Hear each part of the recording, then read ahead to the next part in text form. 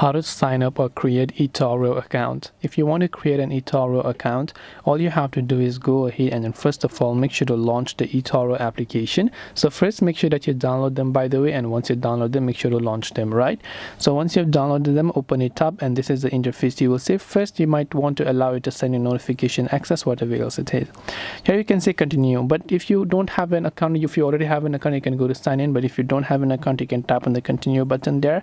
All you have to do is tap on this option that says create account, but first you have to choose the username, email and password, agree to the terms and conditions and tap the create account button. You can also sign up using your Apple ID or Facebook account depending upon your choice, and once you've done that, you can allow the app to basically access all the activities, and just like that your eToro account will be successfully created.